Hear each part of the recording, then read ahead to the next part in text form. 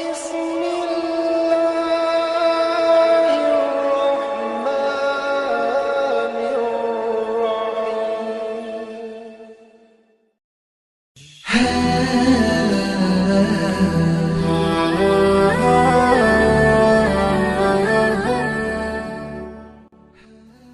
الله الرحمن الرحيم. Bismillahirrahmanirrahim. Assalamualaikum warahmatullahi wabarakatuh. Syukur alhamdulillah kita bisa berjumpa lagi di channel ini. Sholawat dan salam selalu dan tetap tercurahkan kepada junjungan kita Nabi besar Muhammad sallallahu alaihi wasallam. Allahumma sholli ala sayyidina Muhammad wa ala ali sayyidina Muhammad. Harapan dan doa saya semoga saudaraku semuanya selalu diberikan kesehatan, dilapangkan rezekinya, diampuni dosa-dosanya, dan dipanjangkan umurnya. Amin ya rabbal alamin. Sahabat beriman yang dirahmati Allah, cita-cita terbesar setiap umat muslim pastilah ingin meninggal dalam keadaan husnul khotimah. Dalam Islam, husnul khotimah berarti kondisi di mana manusia meninggal dalam keadaan terbaik dan memperoleh kemuliaan di sisi Allah Subhanahu wa Ta'ala. Umumnya, mereka adalah orang-orang yang beriman serta bertakwa kepada Allah. Kehidupan dalam kubur memang rahasia Allah Azza wa Jalla. Tidak ada seorang pun yang dapat mengetahuinya. Namun kita bisa melihat dari cara manusia itu meninggal dunia. Orang-orang baik akan meninggal dalam keadaan baik, yaitu husnul khotimah, dan dijauhkan dari azab kubur. Sedangkan orang-orang yang buruk meninggal secara buruk, yaitu su'ul khotimah. Sahabat beriman, berikut ini adalah beberapa tanda-tanda orang yang meninggal dalam keadaan husnul khotimah berdasarkan dalil-dalil Al-Quran dan hadis. Yang pertama adalah orang yang meninggal dengan mengucapkan kalimat syahadat, La ilaha illallah. Rasulullah Shallallahu Alaihi Wasallam bersabda, barang siapa yang akhir perkataannya adalah La ilaha illallah, maka dia akan masuk surga. Hadis riwayat Imam Abu Daud. Lalu yang kedua adalah orang yang meninggal pada malam Jumat atau hari Jumat. Rasulullah Shallallahu Alaihi Wasallam bersabda, tidaklah seorang muslim meninggal dunia di hari Jumat atau pada malam Jumat, kecuali Allah akan menjaganya dari fitnah kubur. Hadis riwayat Imam Ahmad dan Imam Tirmizi. Dari Ibnu Buraidah dari ayahnya, bahwa ia berada di Khurasan. Ia menjenguk saudaranya yang sakit. Ia menemuinya tengah sekarat dan dahinya berkeringat. Ia berkata, Allahu Akbar. Aku mendengar Rasulullah Shallallahu Alaihi Wasallam bersabda, orang mukmin meninggal dunia dengan mengeluarkan keringat di dahinya.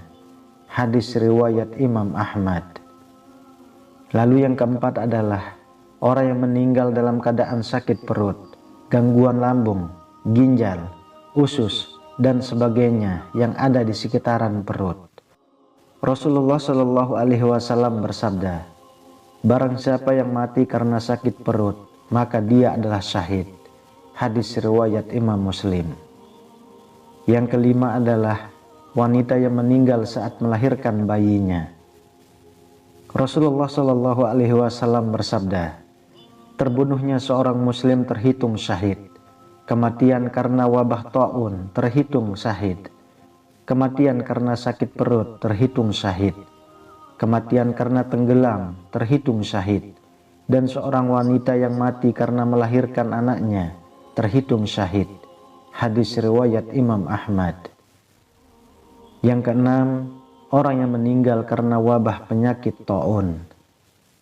Menurut Ibnu Qayyim al-Jauziyah dan Imam An-Nawawi, ta'un adalah sejenis penyakit kulit seperti bisul-bisul, bengkak, memar di seluruh anggota tubuh.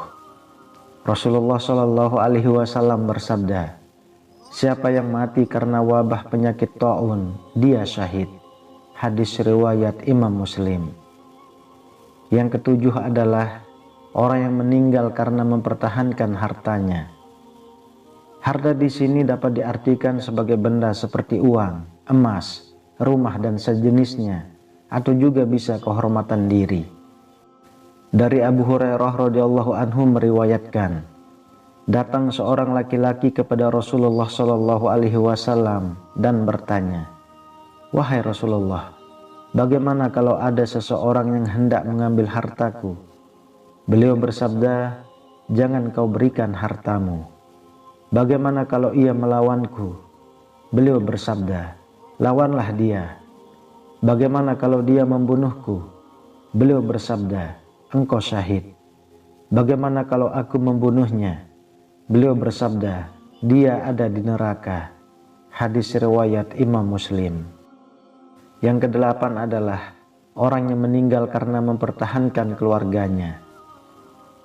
Nabi bersabda, barang siapa yang terbunuh karena mempertahankan hartanya, maka dia syahid. Barang siapa yang terbunuh karena mempertahankan agamanya, maka dia syahid. Dan barang siapa yang terbunuh karena mempertahankan nyawanya, maka dia syahid. Dan barang siapa yang terbunuh karena mempertahankan keluarganya, maka dia syahid. Hadis riwayat Imam Tirmizi. Yang kesembilan, orang yang meninggal setelah menjalankan amal soleh. Seorang yang meninggal saat melakukan amal soleh seperti bersedekah, puasa, sholat, haji, dan ibadah yang lain, tergolong dalam meninggal husnul khotimah. Rasulullah Shallallahu alaihi wasallam bersabda, barang siapa yang mengucapkan la ilaha illallah, mengharapkan Allah, lalu wafat setelah mengucapkannya, maka dia masuk surga. Barang siapa berpuasa 1 hari mengharapkan wajah Allah, lalu wafat ketika mengerjakannya, maka dia masuk surga.